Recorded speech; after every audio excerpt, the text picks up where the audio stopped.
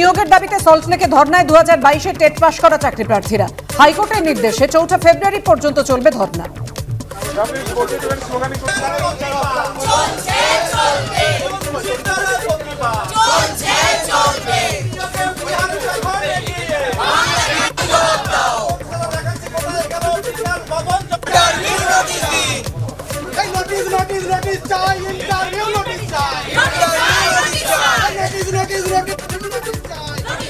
কলকাতা হাইকোর্টের নির্দেশে 1 ফেব্রুয়ারি থেকে আগামী 4 তারিখ পর্যন্ত বেলা 1টা পর্যন্ত কিন্তু এই ধর্না চলবে। 2022-এর যারা প্রাথমিক টেট পাস ইন্টারভিউ বঞ্চিত সেই সমস্ত চাকরি প্রার্থীরা কিন্তু এই মুহূর্তে এখানে বসে রয়েছেন এবং আজকে দুপুর 1টা থেকে তা কিন্তু 4 তারিখ পর্যন্ত চলবে।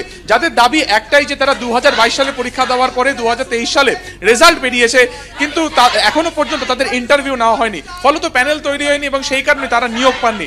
সবকিছু মিলিয়ে তারা কলকাতা হাইকোর্টের দ্বারস্থ হয়েছিলেন এবং করুণাময়ী থেকে অদূরেই, করুণাময়ীর ঠিক মোড়েই কিন্তু এই মুহূর্তে তারা এখানে বসে রয়েছেন এবং এই ধর্না আজ থেকে চলবে একেবারে আগামী 3 দিন পর্যন্ত। এবং দেখা যাচ্ছে এই মুহূর্তে হাতে ব্যানার নিয়ে চাকরি প্রার্থীরা এখানে সরাসরি বসে রয়েছেন এবং তাদের একটাই দাবি যে দ্রুত নিয়োগের দাবি। ক্যামেরা দীপ্তেন্দু চক্রবর্তীর সঙ্গে সুকান্ত মুখোপাধ্যায়, এবিপি আনন্দ।